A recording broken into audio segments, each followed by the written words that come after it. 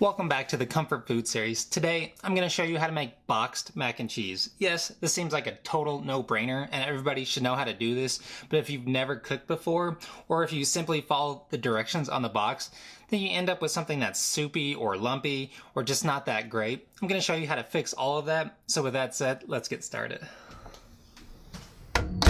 The first thing we're going to do is get a large pot of water over high heat. Even though the box doesn't tell you, and there's enough sodium in our processed boxed mac and cheese to take down a grown elephant, you still need to season your pasta water with some salt. This is the only time you'll be able to season your pasta itself to give it more flavor. And a little pro tip, if you want your pot of water to come to a boil a lot faster, go ahead and throw a lid on it to trap in all the steam and heat. Now that we have our pasta water going, you're going to grab a holding apparatus and you're going to measure out as much milk as your box tells you to. Since I'm a growing boy, I made 2 boxes of mac and cheese. I needed to measure out 6 tablespoons worth of milk. I like to add a little bit extra. This way I have more sauce to work with later on. So I added an extra 2 tablespoons, so 8 total. Now that you have your liquid measured out, you're going to grab a damp kitchen towel and throw it under your holding apparatus. This will help keep your bowl in place, so when we go to whisk our face off, it's not going to move all over the place. You're going to grab a whisk or a fork. We're going to start adding our powdered cheese to our milk. As you're pouring in your powder, you want to be whisking your face off. We're going to do this in small batches at a time. This way we don't end up with something that's super lumpy and clumpy. You're going to add a little cheese, then you're going to whisk it until it's nice and cohesive and smooth. Then you're going to add the next set. You're going to repeat the same process until all of your cheese powder has been added to your milk. And if there's any lumps or clumps, you definitely want to break those up so we have something that's smooth in the end. You may be wondering why we're doing it like this. Well, if you follow the directions on the box, it tells you to pour your milk into your pot and then add your cheese powder on top. And if you do it that way, your cheese sauce ends up with a ton of lady lumps. So when you go to eat it, you bite into little nuggets of powdered cheese, which is just not very good at all. Doing it this way will give you a smooth cheese sauce mix, which we can reduce down later to make a thick cheese sauce. Another little problem with following the directions on the box, it wants you to pour a cold liquid into a hot pot, which in turn will create a ton of steam. Once all that steamy stuff is going, they want you to pour over your powdered cheese mixture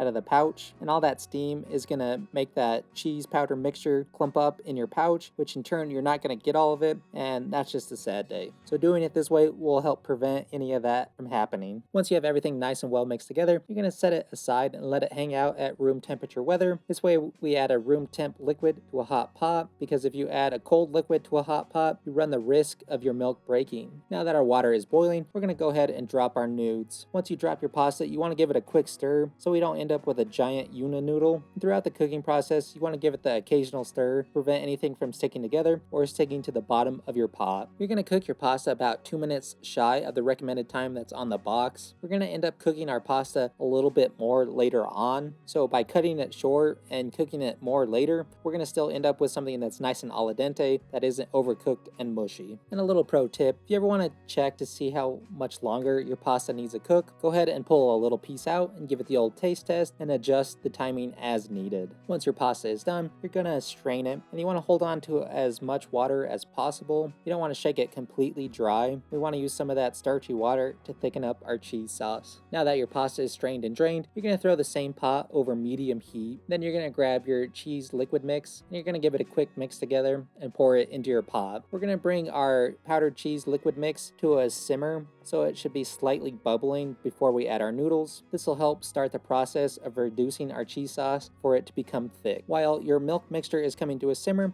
you want to give it the occasional stir to prevent your milk from breaking and to prevent it from burning. If there happens to be any little lumps of that cheese powder, you want to go ahead and break those up now before we add our noodles, because it'll be a lot harder to do later on. Now that your milk is nice and bubbly, you're going to let it simmer for about a minute before we add our noodles. Now that it's simmered for a bit, we're going to add our noodles to our pot. You'll notice that they'll stick together and be one giant clumpy mess. You want to break those up before you add it to your pot. This way it doesn't make this giant splash that could potentially burn you. Once you have everything added to your pot, you're going to give it a quick stir to ensure everything is coated in our cheese liquid mix. You'll also notice that we have an abundance of of liquid left over. Even if you follow the directions on the box and not add the extra like I did, you end up with something that's a mac and cheese soup, which is disgusting. There's an easy fix to this, and all you need to do is reduce down your cheese liquid mixture until it becomes nice and thick. This is why we boiled our pasta a few minutes shy of the recommended time. While our cheese sauce is reducing, our pasta will continually cook until it's nice and perfect and al dente. While it's reducing, it'll also release some gluten, which in turn will help thicken up our cheese sauce. You're gonna keep cooking this until it's nice and thick and all of your pasta is completely coated in your cheese powder mixture. If you're not sure if your sauce is thick enough, all you need to do is part the pasta C and right down the middle. If there's any liquid left in the center of your pot without any noodles, then you know you need to cook it longer to reduce it down some more. And once there's no more liquid left over, give it a quick taste test to see if your pasta is done. It should be. Should only take a few minutes for this whole process. While your nudes are reducing with your cheese liquid mixture, you want to keep a close eye on it and you want to stir it pretty often to help prevent anything from burning and sticking to the bottom of your pot. And also stirring it will help reduce your liquid a lot faster. Now that everything is done and your pasta is well coated in your cheese sauce, you're going to add whatever amount of butter your box recommends. I added 1 tablespoon of unsalted butter to mine. Adding the butter will bring more fat to the table, which is flavor, and it'll also coat our pasta to give it this nice little shine, and it'll also make it really creamy. Keep mixing everything together until your butter is completely melted and add it to your boxed mac. Now that it's done, you're going to grab your favorite bowl or your favorite spoon and just eat it out of the pot. If you're going the plating route, you want to stack your mac nice and high and tall. This way it's super aesthetically pleasing. Now that we have our mac and cheese all plated up, to add even more flavor, we're going to add some garlic powder and some onion powder and a little bit of spicy mix as well to give it even more delicious flavors. To make it extra bougie, we're going to microplane some Parmigiano Reggiano on top. You can add some grilled chicken or some cherry tomatoes or just eat it straight up plain. Whatever you decide to do, just enjoy.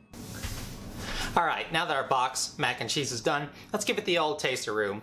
Obviously, right off the bat, you can definitely make a homemade mac that's way better than this stuff, but there's that nostalgic feel to it when you're eating box mac. And honestly, I like having a few boxes on hand because it makes such an easy lunch in a hurry. Overall though, it looks nice and aesthetically pleasing. It looks all creamy and all the noodles got coated in our powdered cheese liquid sauce. Then that extra shaved cheese on top makes it look even more delicious, and then those spices add a little bit of color as well. Let's get a bite though. Our box mac came out tasting really good. Of course, it's got that processed flavor to it, which isn't good for you, but it tastes super good. And this has that classic nostalgic feel to it and brings back a ton of great memories.